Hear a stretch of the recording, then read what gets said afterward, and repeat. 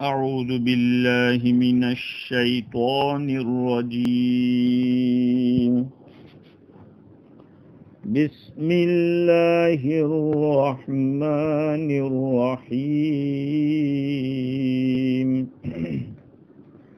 قل أرأيتم إن جعل الله عليكم الليل سرمدا إلى يوم القيامة من إله غير الله يأتيكم بضياء أفلا تسمعون. قل أرأيتم إن جعل الله عليكم النهار سرمدا إلى يوم القيامة من إله غير الله يأتيكم بليل تسكنون فيه أفلا تبصرون. ومن رحمته جعل لكم الليل والنهار لتسكنوا فيه ولتبتغوا من فضله ولعلكم تشكرون. وَيَوْمَ يُنَادِيهِمْ فَيَقُولُ أَيْنَ شُرَكَائِيَ الَّذِينَ كُنتُمْ تَزْعُمُونَ. وَنَزَعْنَا مِنْ كُلِّ أُمَّةٍ شَهِيدًا فَقُلْنَا هَاتُوا بُرْهَانَكُمْ فَعَلِمُوا أَنَّ الْحَقَّ لِلَّهِ وَضَلَّ عَنْهُمْ مَا كَانُوا يَفْتَرُونَ. صدق اللہ العظیم. معزز سامعین، بزرگوں، پیارے بھائیوں اور سننے والی خواتین، کل گزشتہ یہ بات چل رہی تھی کہ عبادت کے لائق وہی اللہ ہے اور دنیا میں بھی اسی کی تعریف ہے اور آخرت میں بھی، اور حکم بھی اسی کا چلے گا اور اسی کی طرف سب کو لوٹ کر جانا ہے، سب اسی کے پاس لوٹائے جائیں گے۔ ان آیات میں اللہ رب العزت نے اہل مکہ کو خطاب کرنے کا حکم دیا ہے، آقا صلی اللہ علیہ وسلم کو، کہ آپ ان سے پوچھئے، کیونکہ اوپر بات یہ ہوئی تھی کہ تمام تعریفیں اللہ کے لیے ہیں، تو اب اسی کے اوپر اللہ کی نعمت کو یاد دلایا جا رہا ہے۔ اللہ تعالیٰ کا تعریف کا مستحق ہونا اوپر اجمالی طور پر بیان ہوا تھا، اب یہاں تفصیل کے ساتھ بعض ایسی باتوں کو بیان کرتے ہیں کہ جس پر اللہ کے سوا کوئی قادر نہیں ہے۔ رات اور دن کا لانا یہ اللہ ہی کے قبضے میں ہے۔ اللہ تعالیٰ نے اپنے بندوں کو آگاہ کر دیا کہ رات اور دن کا آنا یہ ایسی دو نعمتیں ہیں جو آگے پیچھے آتی جاتی رہے گی زمانہ جب تک رہے گا۔ اب یہ دونوں نعمتیں کیسے ہیں؟ اس طرح سے نعمت ہے کہ انسان دنیا میں مکلف کیا گیا ہے، اللہ نے اس کو احکام دیے ہیں اور اس کو اس کی بھی بندے کی بھی ضرورتیں ہیں۔ اس کے پیش نظر اس کو تگ و دو اور محنت کرنی پڑے گی جس میں وہ تھکے گا، اپنی ضرورتوں کو پورا کرنے کے لیے اور اللہ کے احکام کو پورا کرنے کے لیے۔ اور یہ پورا ہو سکتا ہے دن کی روشنی میں۔ دن کی روشنی نہ ہو تو اپنی ضرورتیں بھی ادھوری رہ جائے گی، اور اللہ کے بہت سارے احکام بھی اس کے اوپر ہے۔ سورج کہاں پہنچے گا تو آپ ظہر پڑھیں گے، سورج نکلے گا تو فجر کی نماز بند ہو جائے گی، سورج ڈوبے گا تو مغرب کی نماز کا ٹائم ہوگا، پھر رات کے اندر اللہ کے احکام کو اس طرح سے پورا کرنا دن کی روشنی کے اندر۔ اب اس کے لیے دن کی ضرورت پڑے گی، لوگ اپنے معاملات کریں گے، ڈیلنگ کریں گے، کمانے جائیں گے، محنت کرنے جائیں گے، جس کے لیے انسان کو تھکنا پڑے گا، اور تھکنے کے بعد راحت اور سکون کی ضرورت پڑے گی، اور وہ سکون اور راحت رات میں اللہ نے رکھی ہے۔ لہذا رات کا ہونا بھی ضروری، دن کا ہونا بھی ضروری، یہ دنیا کے اندر۔ اور چونکہ جنت میں تو کوئی تھکن نام کی چیز ہی نہیں ہوگی، کوئی محنت ہی نہیں ہوگی، اس لیے وہاں رات کی ضرورت نہیں ہے، وہاں دن ہی دن رہے گا، جہاں مزے لینے ہوں گے، لذتیں ہی لذتیں ہوگی۔ تو یہ رات اور دن کا آنا جانا یہ اللہ ہی کر رہا ہے، اللہ کے سوا کوئی قادر نہیں ہے۔ تو اللہ رب العزت نے ان آیات میں سب سے پہلے آقا صلی اللہ علیہ وسلم کو حکم دیا، قُلْ أَرَأَيْتُمْ، اے نبی جی آپ فرما دو ان لوگوں کو کہ تم نے دیکھا، ترجمہ تو لفظی یہی ہوتا ہے کیا تم نے دیکھا، لیکن مفسرین اس کا ترجمہ یہ کرتے کہ تم بتاؤ۔ علامہ حقی نے روح البیان میں لکھا کہ فَإِنَّ الرُّؤْيَةَ سَبَبُ الْإِخْبَارِ، دیکھنا خبر دینے کا سبب ہے۔ آدمی کسی چیز کی خبر دیتا ہے تو اس کے لیے دیکھنا ضروری ہے۔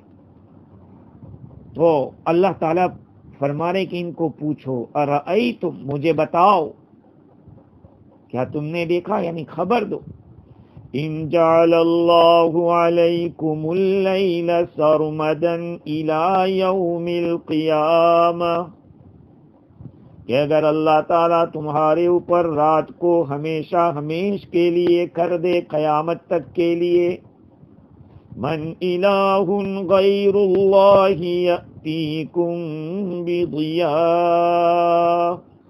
اللہ کے سوا کون معبود ہے جو تمہارے پاس کہیں سے روشنی لے آئے؟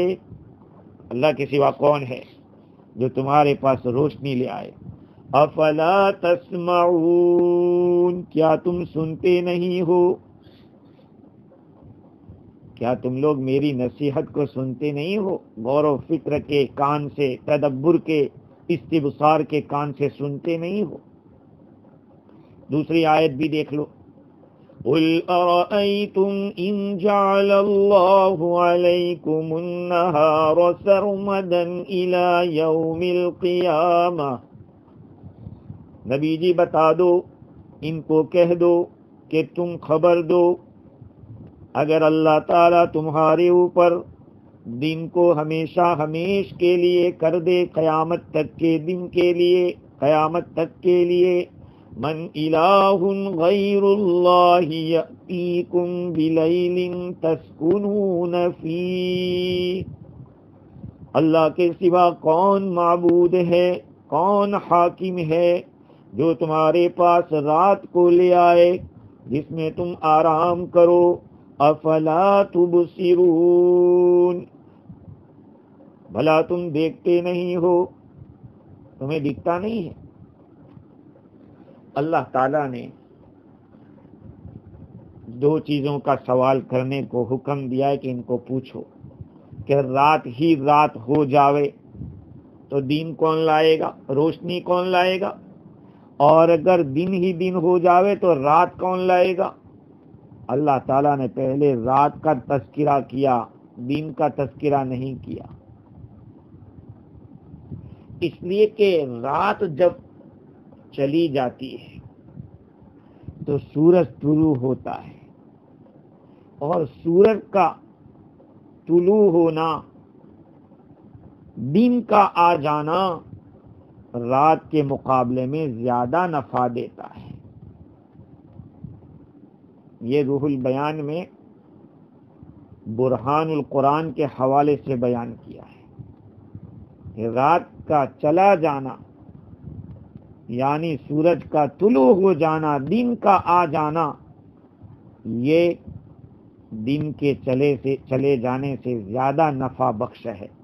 تو جس کا زیادہ نفع ہو اس کو پہلے بیان کرتے ہیں. اللہ تعالیٰ نے اس کو پہلے بیان کیا. اب دیکھیے اللہ تعالیٰ نے فرمایا کہ اگر رات ہی رات ہو جاوے تو تمہارے پاس روشنی کون لائے گا؟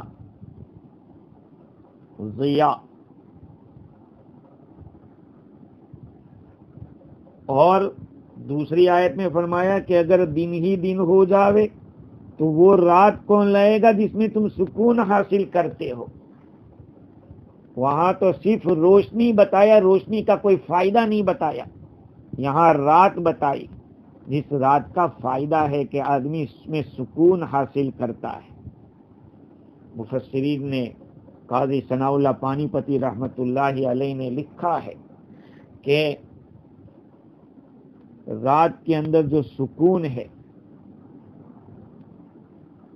اور روشنی کا جو فائدہ ہے، اس میں روشنی کا فائدہ زیادہ ہے.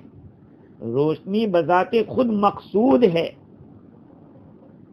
رات بذات خود مقصود نہیں ہے. دوسری بات ہے کہ دن کے نفع اتنے زیادہ ہے کہ جس کا ذکر نہیں کیا جاتا، اس لیے قرآن نے اس کا ذکر، نفع ذکر نہیں کیا، صرف روشنی بتلا دیا کہ اگر اللہ تعالیٰ رات ہی رات کر دے تو روشنی کون لائے گا. اب یہ روشنی کے فائدے کیا ہے تم ہی سمجھتے رہو. اور جہاں پر رات کے ہمیشہ رہنے کے بعد دن کون لائے گا، اس سوال کے بعد اللہ نے پوچھا کہ افلا تسمعون، کیا تم لوگ سنتے نہیں ہو؟ اور وہاں پہ رات کا فائدہ بتا کے اللہ نے پوچھا کہ افلا تبصرون، کیا تم لوگ دیکھتے نہیں ہو؟ ایک جگہ پر سننے کا سوال ہے اور ایک جگہ پر دیکھنے کا سوال ہے. جہاں افلا تبصرون بتلایا ہے وہ اس کا تعلق دین کے ساتھ ہے، اور افلا تسمعون کا تعلق رات کے ساتھ ہے. کیونکہ رات کو آدمی دیکھ نہیں سکتا اندھیرے میں، اس میں زیادہ سن سکتا ہے، اور دن کے اندر آدمی آنکھ سے دیکھتا ہے. اسی لیے ہمارے شیخ مولانا قمرالزمان صاحب دامت برکاتہم کے ملفوظات میں نے دیکھا، ابن قیم رحمۃ اللہ علیہ کے حوالے سے آپ نے بیان فرمایا کہ آدمی کو باہر دیکھنے کے لیے بھی دو روشنی کا ہونا ضروری ہے. ایک آدمی نابینا ہے، اس کے تو اندر بھی روشنی نہیں ہے، اب باہر روشنی ہوگی تو کیا فائدہ ہوگا اس کو تو اندر ہی روشنی نہیں. اور ایک آدمی دیکھتا ہے، آنکھ صحیح ہے لیکن باہر اندھیرا ہے، تو باہر کے اندھیرے کی وجہ سے نہیں دیکھ سکے گا.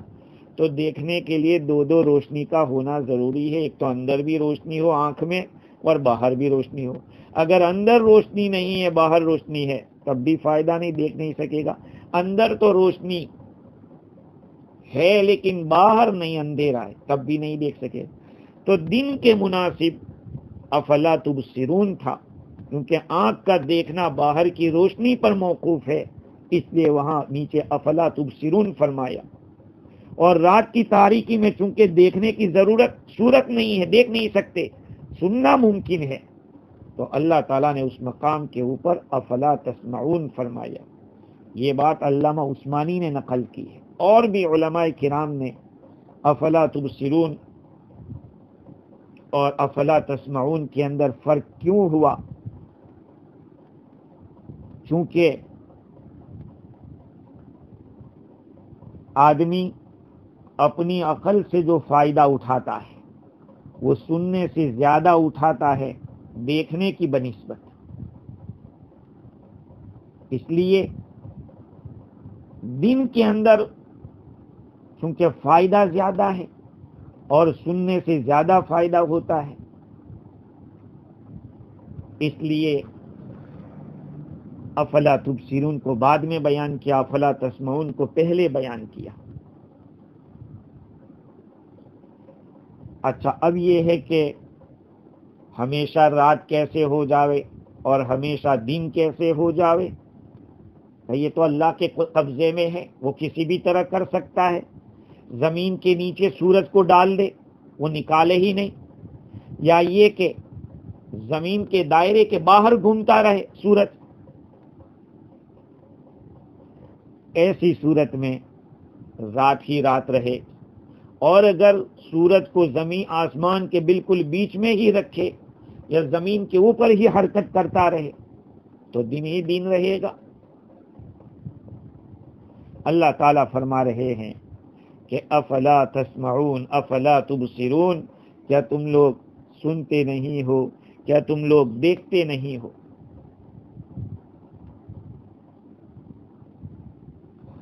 آگے اللہ تعالیٰ نے, اچھا اس کا ترجمہ پھر سے سن لیں.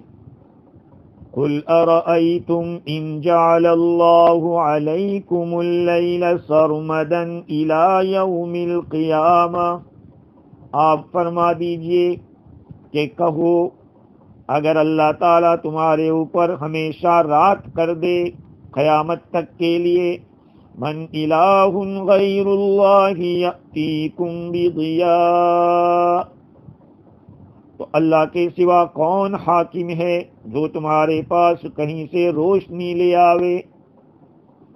روشنی ہوگی, آدمی معیشت اپنے روزی روزگار کو تلاش کرے گا, اور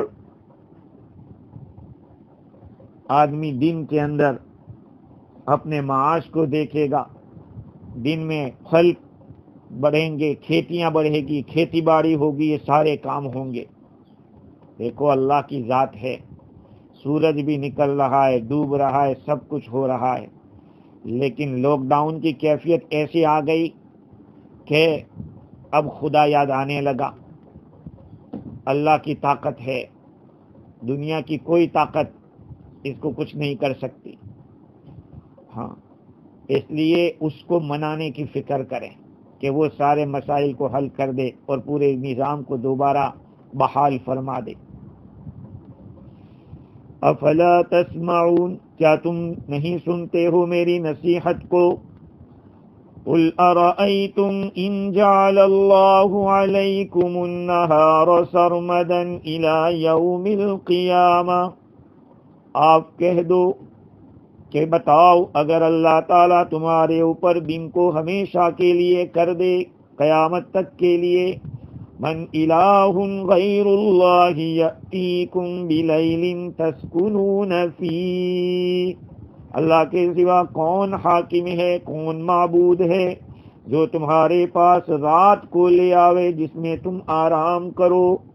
اور اس میں کوئی شک نہیں میرے عزیزو, دن کا آرام اور رات کا آرام ان دونوں میں بہت بڑا فرق ہے. ہاں, جو بیچارے رات بھر کام کرتے ہیں اور دن میں سوتے ہیں، ان کو پوچھو، ان کی طبیعتیں خراب ہو جاتی ہیں۔ اللہ تعالیٰ نے رات کو آرام کے لیے بنایا ہے، دن کو کام کرنے کاروبار کے لیے بنایا ہے۔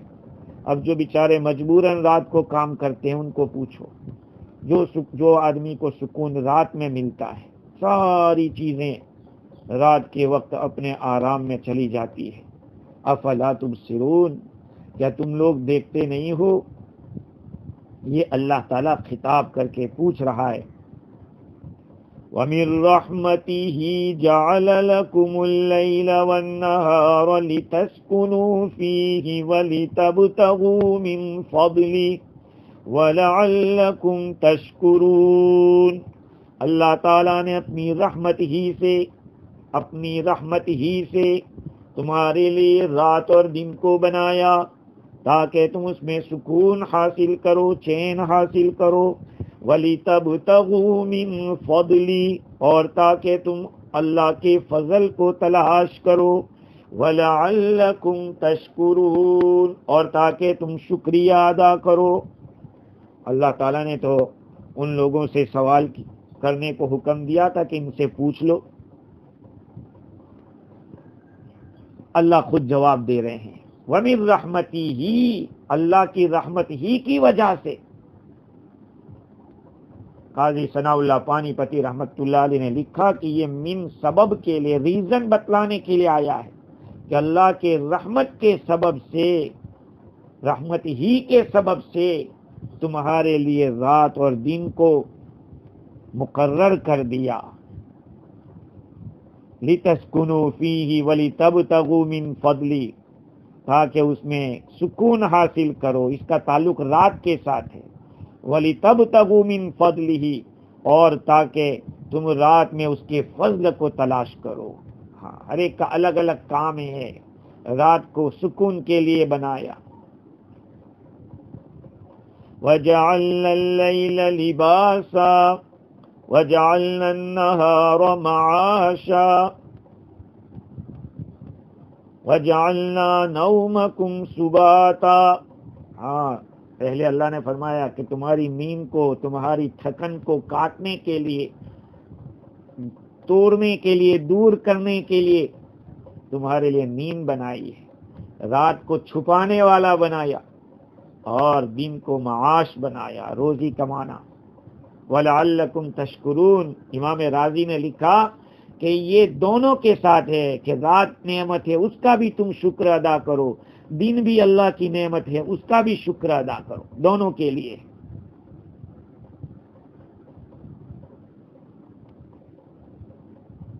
ایک زجاج ہیں، ان کا کہنا یہ ہے کہ یہ بھی ہو سکتا ہے کہ رات اور دن میں تم سکون حاصل کرو اور دونوں میں تم اس کا فضل حاصل کرو، لیکن قاضی ثناء اللہ پانی پتی رحمت اللہ علیہ فرماتے ہیں کہ رات اور دن کا الگ الگ تذکرہ کرنا، یہ دو الگ الگ کام ہے۔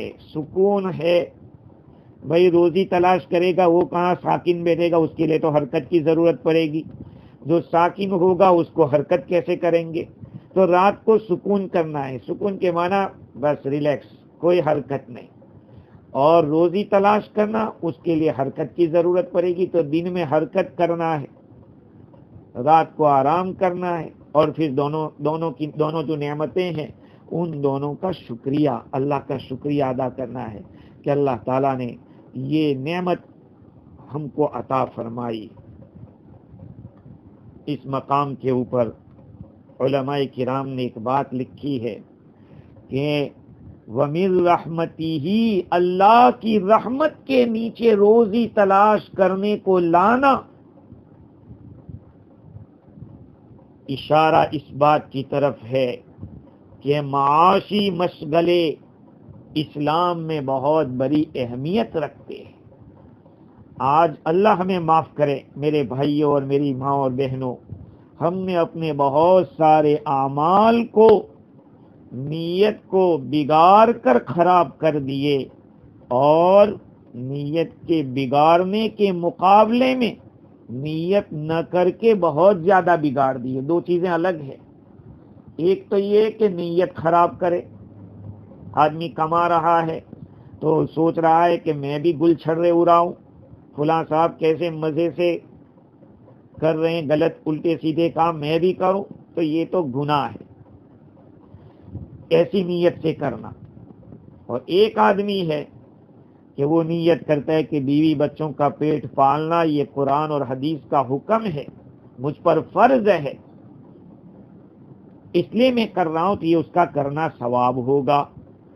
تو جتنے کام بدنیتی سے نہیں بگڑتے اتنے کام بلا نیتی سے بگڑ جاتے ہیں۔ آدمی نیت ہی نہیں کرتا، جا رہا ہے مارکیٹ کے اندر خرید کے لا رہا ہے اٹھا کے، لیکن کبھی یہ نہیں سوچتا کہ یہ جو میں کر رہا ہوں یہ میرے اللہ کا اور اللہ کے نبی کا حکم ہے، اس لیے میں کر رہا ہوں۔ دیکھو، روزی تلاش کرنے کو اللہ رب العزت نے اپنی رحمت کے نیچے بیان کیا ہے کہ اس کی رحمت ہی کی وجہ سے اس نے رات اور دن بنایا ہے، تاکہ رات کو تم آرام کرو، سکون حاصل کرو، اور دن میں روزی تلاش کرو۔ اب رات کو ہم سو رہے ہیں، کبھی یہ نیت نہیں کی کہ یہ میری باڈی کا ایک حق ہے کہ میں آرام کروں، میں سوؤں، کبھی ہم نے یہ نہیں سوچا۔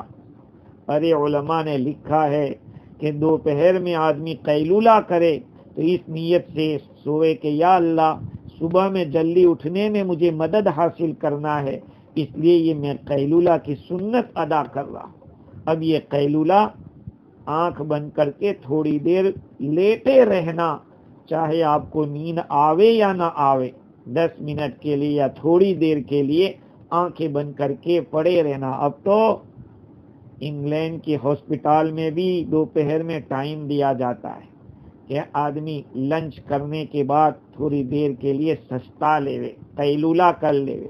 قیلولے میں 1-2 گھنٹے کوئی سونا نہیں ہے ضروری، آنکھیں بند کر کے تھوڑی دیر آدمی لیٹ جاوے، اس سے بھی بہت بڑا کام ہو جاتا ہے۔ ہاں، میرے اور آپ کے آقا سرکار دو عالم صلی اللہ علیہ وسلم کی جو سنت ہے قیلولہ کی، اس سنت کو لوگ آج اپنے فائدے کے لیے کر رہے ہیں اور فائدہ ہو رہا ہے۔ لوگ بتا رہے ہیں کہ دوپہر میں تھوڑی دیر کے لیے بھی 10 منٹ بھی سو جاتے ہیں تو پھر آرام مل جاتا ہے، تھکن دور ہو جاتی ہے۔ خیر، تو میں یہ عرض کر رہا تھا کہ بغیر نیت کے کام کرنا اس سے اچھا ہے کہ کوئی اچھی نیت کر لو۔ اللہ تعالیٰ نے اپنی رحمت کے تحت روزی کمانے کو بیان کیا۔ اسلام کے اندر اس کی فضیلت ہے، القاسب حبیب اللہ، کمانے والا، محنت کر کے کمانے والا وہ اللہ کا دوست ہے، اللہ کا دوست ہے۔ اور یہ کمانا توکل کے خلاف نہیں ہے، ہاں توکل کے خلاف نہیں ہے۔ حضرت داؤد علیہ السلام بھی لوہے کی زرہ بناتے تھے اور اس کو بیچ کر اپنا گزارا کرتے تھے۔ حضرت داؤد علیہ السلام کے پاس ایک فرشتہ انسان کی شکل میں آیا۔ داؤد علیہ السلام نے پوچھا کہ بھئی بادشاہ کے بارے میں آپ کی کیا رائے ہے؟ کہا کہ بادشاہ بہت اچھا ہے، ایک بات ان میں نہ ہو۔ کہا کیا؟ کہا کہ وہ یہ پیسہ نہ کھائے بلکہ اپنی محنت سے کھائے، اللہ رب العزت سے مانگا۔ اللہ تعالیٰ فرماتے ہیں وَأَلَنَّا لَهُ الْحَدِيدَ، ہم نے ان کے لیے لوہے کو موم کر دیا، نرم کر دیا۔ چنانچہ سیدنا داؤد علیہ السلام اپنے ہاتھ سے زرہ بناتے تھے اور زرہ بنا کر اس کو بیچ کر گزارا کرتے تھے۔ تو قرآن مجید میں بھی اللہ تعالیٰ نے مختلف مقامات کے اوپر یہ حکم دیا ہے، کلوا من الطیبات واعملوا صالحا، پاکیزہ رزق کھاؤ۔ پاکیزہ رزق آدمی کی محنت سے زیادہ کیا ہو سکتا ہے؟ ہاں، اس سے اچھے اعمال کی توفیق ہوتی ہے۔ اللہ تعالیٰ فرماتے ہیں وَلَعَلَّكُمْ تَشْكُرُونَ، اور تاکہ تم لوگ شکریہ ادا کرو۔ اور یہ رات بھی نعمت ہے، اس کا بھی شکریہ ادا کرو، اور دن بھی ہے تو وہ بھی، اس میں بھی ان دونوں نعمتوں پر اللہ تعالیٰ کا شکر کرو۔ تو انعام اور احسان میں بھی اللہ ہی منفرد ہے۔ جب انعام اور احسان میں وہ اکیلا ہے کہ وہی ذات لاتا ہے، وہی دن لاتا ہے، تو پھر عبادت کا بھی وہی منفرد ذات ہے کہ اسی کی عبادت کی جائے، کسی اور کو شریک نہ ٹھہرایا جائے۔ اللہ تعالیٰ نے بات کو ختم نہیں کیا یہاں پہ، پھر اللہ تعالیٰ فرما رہا ہے وَيَوْمَ يُنَادِيهِمْ فَيَقُولُ أَيْنَ شُرَكَائِيَ الَّذِينَ كُنْتُمْ تَزْعُمُونَ۔ اس دن کو یاد کرو جس دن اللہ تعالیٰ ان کو پکار کر فرمائے گا، کیا فرمائے گا؟ أَيْنَ شُرَكَائِيَ الَّذِينَ كُنْتُمْ تَزْعُمُونَ، کہاں ہے میرے شرکا جن کا تم دعویٰ کرتے تھے۔ اللہ تعالیٰ قرآن پاک میں ینادی کا لفظ استعمال کرا، یعنی اوپنلی فرمائے گا، اوپنلی پکارے گا، تاکہ ان سب کی رسوائی ہوگی، اپنی رسوائی کو سن لے سب کے سامنے۔ دنیا کے اندر تو بہت شریک کرتے تھے، کہا لاؤ بلاؤ کہاں ہے تمہارے جن کے بارے میں تمہارا دعویٰ تھا۔ یہ ایسی آیت پہلے بھی گزر چکی ہے، چند آیتوں سے پہلے بھی، جس میں بھی یہی تھا کہ تمہارا دعویٰ تھا کہ یہ تمہاری سفارش کریں گے، تم کو اللہ کے عذاب سے بچائے گے۔ تو قاضی ثناء اللہ پانی پتی فرماتے رحمت اللہ علیہ کہ تقریم بعد تقریم، یہ ڈانٹ کے بعد ڈانٹ ہے، آگے بھی ڈانٹا تھا ابھی بھی ڈانٹ رہے، یہ بتانے کے لیے کہ اللہ کے غضب کو بلانے کے لیے شرک سے زیادہ ڈینجر چیز کوئی نہیں۔ اللہ کے نزدیک شرک، اللہ کے ساتھ کسی کو شریک کرنا، یہ بہت بڑا جرم ہے، بہت بڑا گناہ ہے۔ تو پہلے تو اللہ نے جو اسی طرح کا خطاب کیا تھا وہ ان کے شرکا کو ڈانٹنے کے لیے، اسی لیے تو انہوں نے جواب دیا تھا اغویناہم کما غوینا، اور اب یہاں جو بیان کیا ہے وہ ان کی رائے کو رونگ ہونے کے لیے اور رونگ چوائس ہونے کو بتلانے کے لیے کہ تم نے غلط چوائس چوز کیا، پتھروں کو پوجنے کو، شیطان کا کہنا ماننے کو، یہ سارا اس کو اللہ تعالیٰ بتلا رہے ہیں۔ تو پہلے بھی اللہ نے اپنی آیتیں بتائی، اس کے بعد یہ آیتوں کے اندر ان لوگوں سے خطاب کیا، اور تین باتیں اللہ نے 3 سوال کیے تھے۔ اس کے بعد یہ رات اور دن کو بتایا کہ اگر رات ہی رات ہم کر دیں یا دن ہی دن کر دے تو تم کیا کرو گے۔ امام الحرمین کے حوالے سے علامہ حقی رحمت اللہ علیہ نے تفسیر روح البیان میں لکھا ہے کہ امام الحرمین اور ان کے سوا اور بھی بہت سارے فضلاء یہ فرماتے ہیں، یہ تو ہم بھی دیکھ رہے ہیں، لیکن بڑے لوگوں کی بات اسی لیے نقل کی جاتی کہ وہ بڑے ہیں۔ ہم لوگ تو دیکھ رہے ہیں کہ سورج کہیں غروب ہوتا ہے تو وہاں رات ہو جاتی ہے، کہاں طلوع ہوتا ہے تو وہاں دن ہو جاتا ہے، اور ایک جگہ کے لوگوں کا دن بڑا ہوتا ہے، ایک جگہ کا دن چھوٹا ہوتا ہے۔ یہ کیا ہو رہا ہے؟ ابھی انڈیا کے اندر دن بہت بڑا ہوگا اور رات چھوٹی ہوگی، اس لیے کہ گرمی کا موسم ہے۔ ایسے ابھی ادھر ہمارے فیجی اور نیوزی لینڈ کی طرف دن چھوٹا ہے، رات بڑی ہے۔ تو یہ تو پوری دنیا میں چلتا رہتا ہے، لیکن خط استوا کے اوپر بالکل بیچ میں رات اور دن برابر ہوتے ہیں، رات اور دن برابر ہوتے ہیں۔ اب ایک سوال ہو گیا کہ بعض جگہ ایسی ہے جہاں پہ 6 مہینہ دن اور 6 مہینہ رات ہوتی ہے، تو پھر اس کے بارے میں کیا کریں گے؟ ان لوگوں کی نماز روزوں کا کیا ہوگا؟ دیکھو شریعت میں کسی مسئلے کو چھوڑا نہیں، اور قربان جائیں ان صحابہ کرام کے اوپر کہ کبھی بھی ایسا موقع آیا تو وہ چکے نہیں، حضور سے پوچھ لیا۔ جب آقا صلی اللہ علیہ وسلم نے دجال کے ڈینجرنس کو بتلایا، دجال آنے والا ہے، ہاں پوری دنیا میں اس کی تیاریاں اپنے اپنے طور پہ پلاننگ اور سب کچھ ہو رہا ہے، اور ایمان والا خواب غفلت میں سویا ہوا ہے۔ اللہ سے اپنا تعلق قائم کر دو، ہاں، ورنہ ایسی ریسلنگ آنے والی ہے کہ جس سے کنیکشن سب ٹوٹ جائیں گے. ابھی تو مسجد سے کنیکشن ٹوٹا ہے. خدا نہ کرے اللہ ہم سب کی ایمان کی حفاظت فرماوے, خدا اپنا رشتہ ہم سے نہ توڑ دے. ہاں, ہمارا کنیکشن اللہ سے نعوذ باللہ ثم نعوذ باللہ نہ ٹوٹ جائے, اس کی دعا کرو. یہ مبارک مہینہ ہے, اللہ سے خوب لو لگا دو. جب آقا صلی اللہ علیہ وسلم نے یہ فرمایا کہ دجال جب آئے گا تو وہ 40 دن میں پوری دنیا کا دورہ لگائے گا, اللہ تعالیٰ اس کو ایک ڈھیل دے گا. یہ اللہ کا نظام ہے کہ جو اپنے ہوتے ہیں ان کو تو کھینچتا رہتا ہے, آزمائش کرتا رہتا ہے, لیکن جو گمراہی کے گرو ہوتے ہیں اللہ ان کو ڈھیل دیتا ہے. شیطان کو بھی ڈھیل دے رکھی ہے کہ جا, تو کہاں کب تک جائے گا. ایسے اس کو بھی گمراہی کا سردار ہوگا, اس کو بھی ڈھیل دی جائے گی. 40 دن میں پوری دنیا گھومے گا. میرے اور آپ کے آقا صلی اللہ علیہ وسلم کے زمانے میں اس بات کو سمجھنا صحابہ کے لیے مشکل تو تھا, اس لیے کہ اونٹ چلتے تھے اس وقت.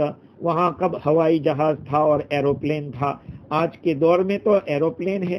میں نے ایک کتاب کے اندر دیکھا جس میں لکھا ہے کہ یہ آقا صلی اللہ علیہ وسلم کا معجزہ ہے کہ حضور نے اشارہ کر دیا کہ ایسی ایسی سواریاں آئے گی جس میں آدمی تھوڑے دن میں پوری دنیا گھوم لے گا. صحابہ نے پوچھا کہ حضور یہ کیسے ہوگا؟ اللہ کے نبی نے فرمایا یوم کا سنتین, ایک پہلا دن جو ہوگا وہ 1 سال کا ہوگا. وہ یوم کا شہرین, اور ایک دن ہوگا 1 مہینے کا ہوگا. وہ یوم کا جمعتین, اور ایک دن ہوگا وہ ہفتے کا ہوگا, ہفتے جتنا ہوگا. پھر نارمل دن کی طرح ہوگا. صحابہ نے اس وقت پوچھا تھا کہ نماز روزے کا؟ آپ نے فرمایا تھا کہ نہیں, اس وقت اندازہ لگایا جائے گا, اندازے سے نماز روزے اور ساری چیزیں ہوگی. میرے پیارے بھائیوں, تو جن ملکوں کے اندر اس طرح ہوتا ہے کہ کئی مہینوں تک دن رہے, کئی مہینوں تک رات رہے, تو ان کو لیے تو آقا صلی اللہ علیہ وسلم کی اس بات میں اشارہ ہے کہ ان کو اسی طرح سے نماز روزے کرنا پڑے گا. لیکن اللہ تعالیٰ نے فرما دیا کہ یہ سب کرنے والا میں ہوں, کسی کی کوئی طاقت نہیں ہے. جب میرے بھائی وہی پاورفل اور طاقت والا ہے, ہمیں اسی کو پکڑنا چاہیے. آخر میں اللہ تعالیٰ نے, ابھی تو قارون کا قصہ آنے والا ہے, اس قارون کا قصہ آنے سے پہلے اللہ تعالیٰ نے آخرت کا منظر پھر کھینچ کے بتا دیا. وَنَزَعْنَا مِن كُلِّ أُمَّةٍ شَهِيدًا فَقُلْنَا هَاتُوا بُرْهَانَكُمْ فَعَلِمُوا أَنَّ الْحَقَّ لِلَّهِ وَضَلَّ عَنْهُمْ مَا كَانُوا يَفْتَرُونَ. اور ہم ہر امت میں سے ایک ایک گواہ نکال لائیں گے, پھر ہم ان مشرکین سے کہیں گے کہ اب کوئی دلیل پیش کرو, تمہاری دلیل ہو شرک کے جواز پر تو اس کو پیش کرو. اس وقت وہ لوگ اپنی یقین کی آنکھ سے دیکھ لیں گے کہ سچی بات خدا کی ہے, اور وہ باتیں دنیا میں جو کچھ کہا کرتے تھے, اپنے طور پر گھڑ کر بیان کرتے تھے, وہ سب ان سے دور ہو جائے گی اور کھو جائے گی. اللہ تعالیٰ فرما رہے ہیں کہ کل قیامت کے میدان میں ہم ہر امت میں سے ایک گواہ کو لائیں گے. اب یہ ایک گواہ ہوگا کون؟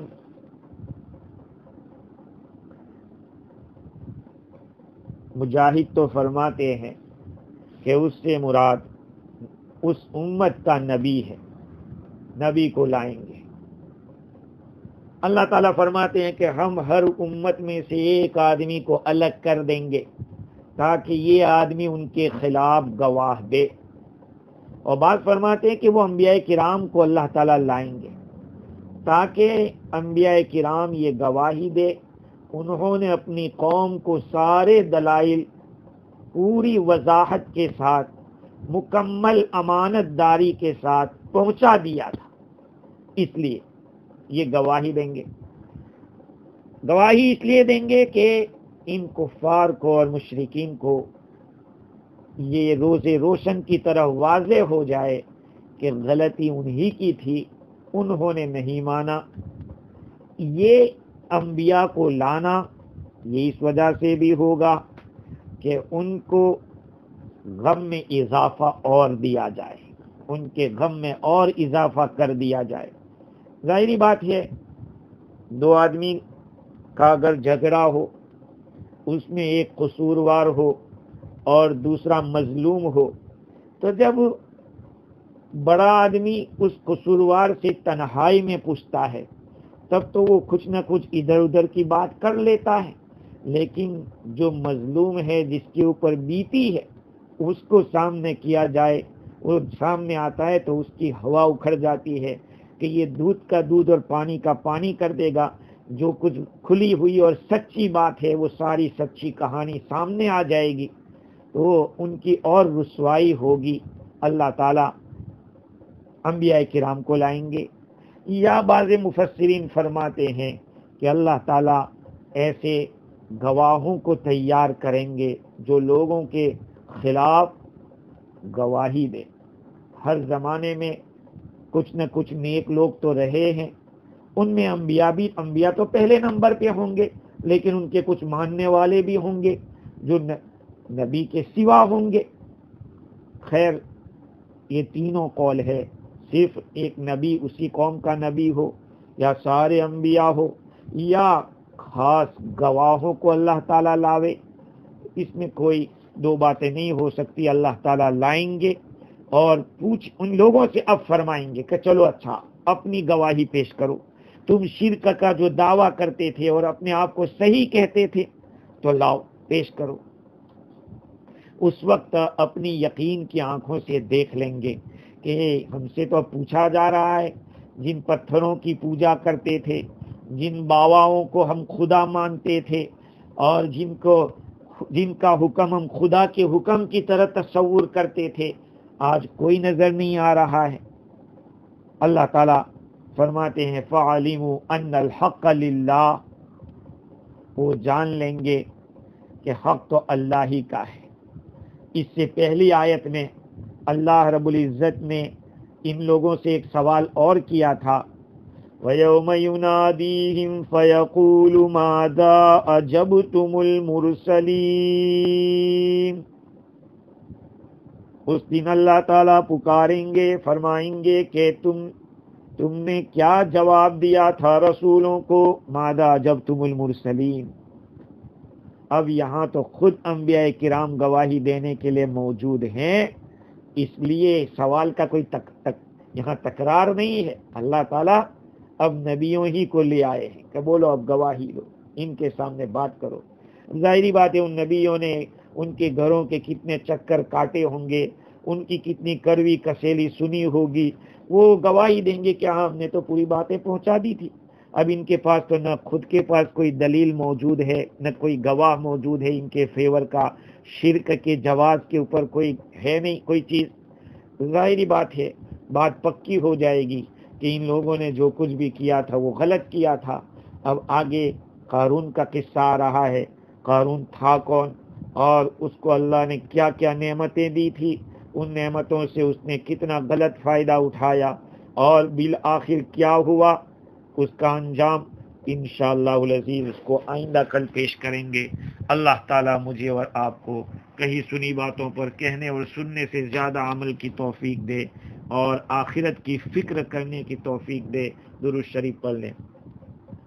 بسم اللہ الرحمن الرحیم۔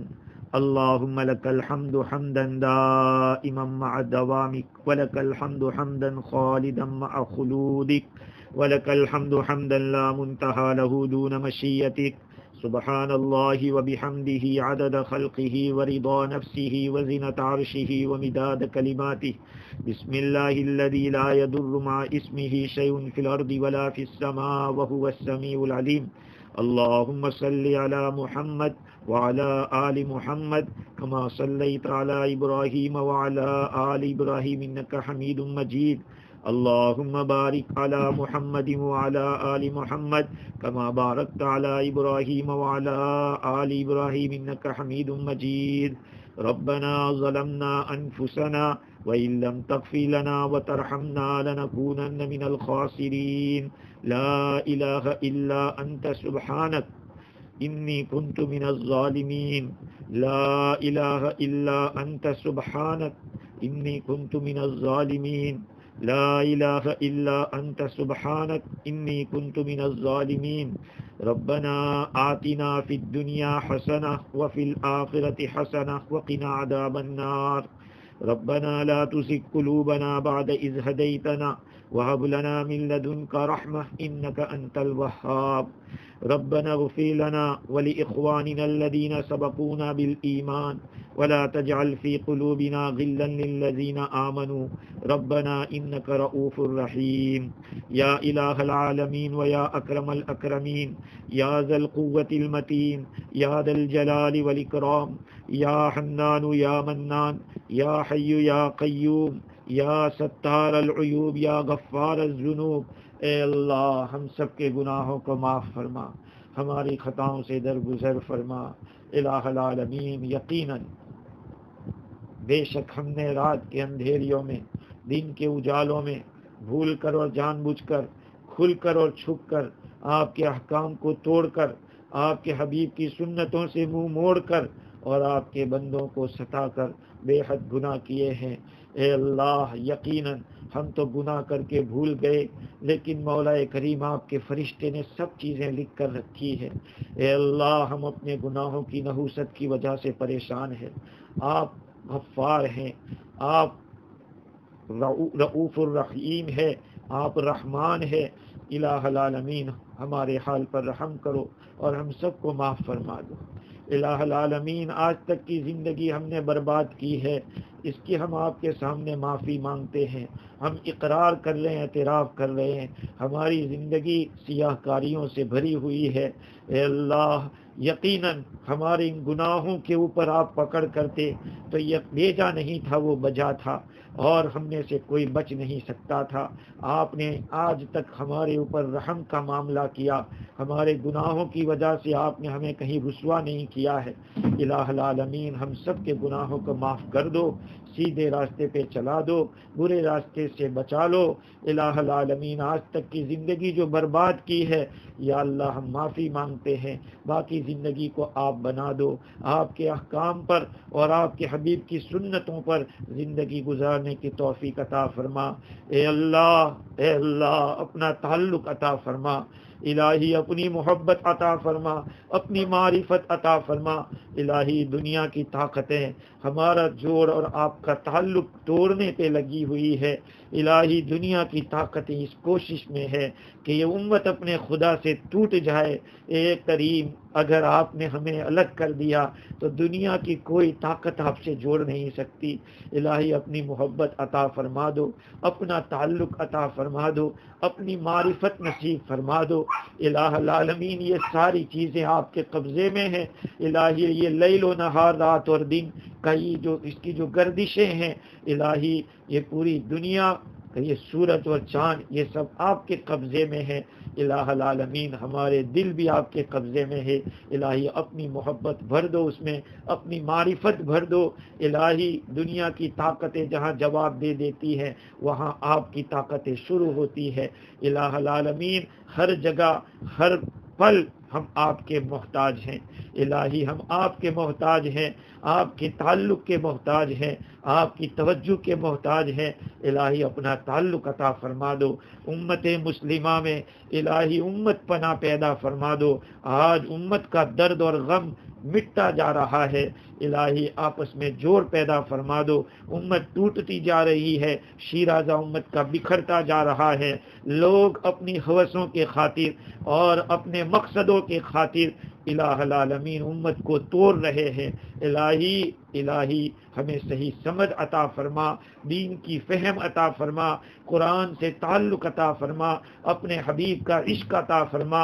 اے اللہ آج تک ہم اندھیرے میں رہے، الہی صحیح معنی میں الہی دین کی بصیرت عطا فرما دو، دین کی سمجھ عطا فرما دو، قرآن مجید کے حقوق ادا کرنے والے بنا دو، اپنے نبی کے حقوق ادا کرنے والے بنا دو۔ الہ العالمین یقیناً ہمارے اعمال جب آپ کے حبیب کے دربار میں جاتے ہوں گے، آپ کو کتنی تکلیف پہنچتی ہوگی کہ یہ امت آپ نے کس حال میں چھوڑی تھی، اور آج امت حضور کی سنتوں کے ساتھ کس طرح کا سلوک کر رہی ہے اور غیروں کے طریقے کو کیسے اپنا رہی ہے۔ یا اللہ، اے اللہ اپنے حبیب کی سنتوں سے محبت عطا فرما، غیروں کے طریقوں سے نفرت عطا فرما، نیکیوں کا شوق عطا فرما، برائیوں کی نفرت عطا فرما۔ الہ العالمین یہ دور آخری دور لگ رہا ہے، الہی دجالی فتنے پنپ رہے ہیں، اٹھتے جا رہے ہیں۔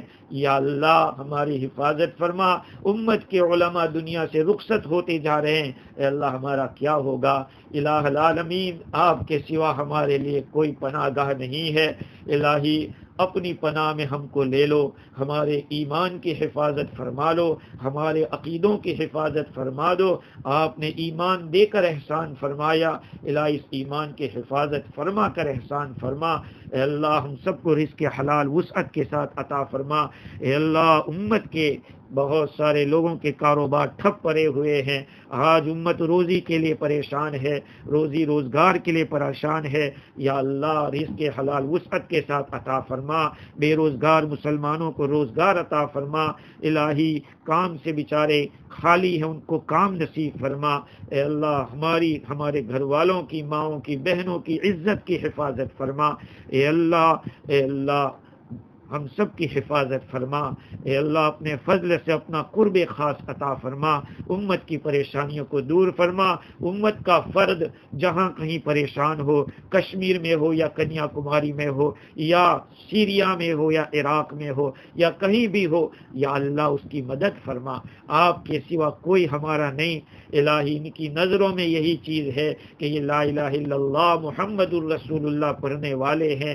الہی یقیناً ہم نکمے ہیں، ہم گنہگار اور نالائق ہیں، لیکن مالک یہ آپ کا احسان ہے کہ آپ نے ہمیں کلمہ دیا ہے، الہی آپ نے ہمیں ایمان دیا ہے، آپ کا احسان ہے، آپ نے اپنے حبیب کی امت میں ہمیں پیدا کیا ہے۔ یا اللہ اس کی لاج رکھ لو اور ہماری پریشانیوں کو دور فرما دو، ہمارے مقاصد میں کامیابی عطا فرما دو، اور ہم سب کی جائز تمناؤں کو پوری فرما دو، اور مولا کریم اپنے گھروں کو ہمارے لیے کھول دو۔ اے اللہ پورا رمضان مسجدیں بند رہی، الہی اب تو آپ کھول دو۔ عید کا الہی تہوار آ رہا ہے، الہی لوگ پریشان ہے، اپنے فضل سے عافیت کے ساتھ امت کے لیے خیریت کے ساتھ اپنے گھر کے دروازوں کو کھول دو، امت کی حفاظت فرما، امت کی بدنامی سے حفاظت فرما، اور الہی جنہوں نے دعا کا کہا ہے، لکھا ہے، جن کا ہم پر حق ہے، سب کی جان میں، مال میں، عزت میں، آبرو میں برکت عطا فرما۔ جو ہمارے تعلق والے دنیا سے چل بسے، الہی ہمارے والدین یا دادا دادی، جو بھی جس کا جو رشتہ دار دنیا سے گزر چکا ہو، یا اللہ سب کی مغفرت فرما، سب کو جنت الفردوس عطا فرما۔ الہی سب کی مغفرت فرما۔ یہ رمضان کا آخری عشرہ، اب شدہ ہم سے یہ رمضان کا مہینہ رخصت ہوتا جا رہا ہے، پتہ نہیں مولا کریم آئندہ رمضان نصیب ہوتا یا نہیں۔ یا اللہ عافیت کے ساتھ لمبی زندگی عطا فرما، جو روزے رکھے گئے اس کو قبول فرما، کوتاہیوں کو معاف فرما، تراویحوں کو قبول فرما، اس میں جو غلطیاں ہوئی وہ معاف فرما۔ اے اللہ جو مانگا ہے وہ بھی عطا فرما، جو رہ گیا وہ بھی عطا فرما، اپنے فضل سے، اپنے حبیب صلی اللہ علیہ وسلم کے صدقے طفیل قرآن مجید کی برکت سے، اور اپنے نیک بندوں کے وسیلے سے ہماری دعا کو قبول فرما۔ ربنا تقبل منا انک انت السمیع العلیم وتب علینا انک انت التواب الرحیم۔ صلی اللہ تعالی علی خیر خلق محمد وآلہ وصحبہ اجمعین۔ سبحان ربک رب العزۃ عما یصفون وسلام علی المرسلین والحمد للہ۔